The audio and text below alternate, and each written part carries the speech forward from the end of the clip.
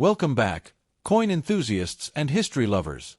Today, we're taking a deep dive into one of the most talked about coins in American numismatic history, the 1964 Jefferson nickel. At first glance, it may seem like an ordinary 5-cent piece, but this coin represents a major turning point in U.S. coinage. It marked the end of an era, the last year of the Silver Age minting period, and a transition toward a new chapter in America's circulating coins. So sit back, relax, and let's explore the history, design, composition, and collector value of the fascinating 1964 Jefferson nickel. Historical context: a changing time in U.S. currency. The year 1964 was a time of major change in the United States. The country was in the midst of social and political transformation, and the U.S. Mint was facing an unusual challenge: a national coin shortage.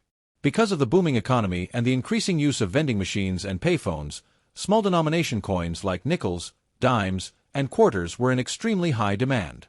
In response, the Mint produced record numbers of coins in 1964, especially nickels. It also made a key decision: to remove mint marks temporarily after 1964 in order to discourage hoarding by collectors. That's why the 1964 Jefferson nickel stands out. It was the last nickel to carry a mint mark until 1968, and it was also the final year before the U.S. transitioned away from silver in other denominations. Design: honoring Thomas Jefferson and his legacy. The Jefferson nickel design has been one of the most enduring in U.S. history. First introduced in 1938, it replaced the Buffalo nickel, and its design was created by Felix Schlag, a talented sculptor who won a national competition to design the new coin. On the obverse or front of the coin, you'll see a left-facing portrait of Thomas Jefferson, the third President of the United States, and one of the nation's founding fathers. His serious expression reflects the dignity and wisdom for which he was known. Above his head, you'll find the inscription, "In God We Trust," and to the left, the word "Liberty," followed by the date 1964. The reverse of the coin features Monticello, Jefferson's famous Virginia home, a neoclassical masterpiece that he personally designed. The word Monticello appears prominently beneath the building, with the Latin motto E pluribus unum, out of many, one, above it. Below, you'll find the denomination 5 cents and United States of America. This classic design remained mostly unchanged for more than 60 years, making it one of the most recognizable American coins ever struck. Mint locations and production numbers. The 1964 Jefferson nickel was struck in two mints, Philadelphia and Denver. The Philadelphia mint coins do not have a mint mark, while the Denver issues carry a small D mint mark on the reverse, to the right of Monticello. The production numbers were enormous. The Philadelphia Mint struck around 1.02 billion coins, while the Denver Mint produced roughly 1.79 billion coins. That's a combined total of more than 2.8 billion nickels, the highest mintage ever for the Jefferson series up to that point. This massive output was a direct response to the coin shortage. The Mint worked around the clock to meet public demand, which is why 1964 nickels are still common in circulation today, even after 6 decades. Composition and specifications. The 1964 Jefferson nickel is made from the same durable composition used since 1946, 75% copper and 25% nickel.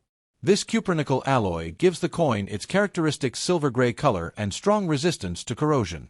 Each coin weighs 5 grams, has a diameter of 21.2 millimeters, and features a plain edge. While it doesn't contain any silver, the nickel's composition makes it one of the toughest and longest-lasting circulating coins, capable of surviving decades of wear. Collector value and rarities. Now, let's talk about what collectors really want to know: value. In circulated condition, most 1964 Jefferson nickels are worth only their face value, 5 cents, due to the extremely high mintage. However, uncirculated or mint-state coins can fetch a bit more.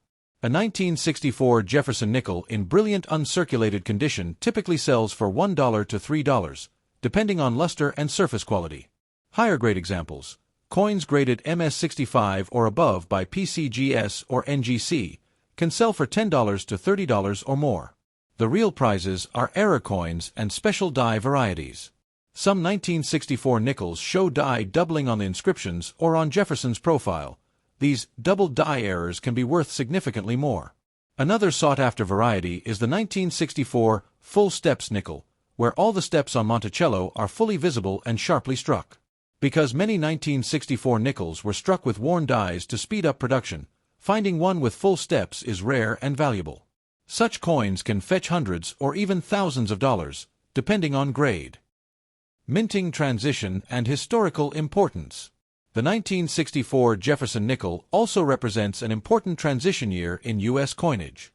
After 1964, the mint removed mint marks temporarily and focused on producing huge quantities of coins to combat shortages. At the same time, silver was being phased out of dimes, quarters, and half dollars, a major change that forever altered the look and feel of U.S. money. So, while the 1964 nickel doesn't contain silver itself, it stands right at the edge of that historical shift, bridging the classic and modern eras of American coinage.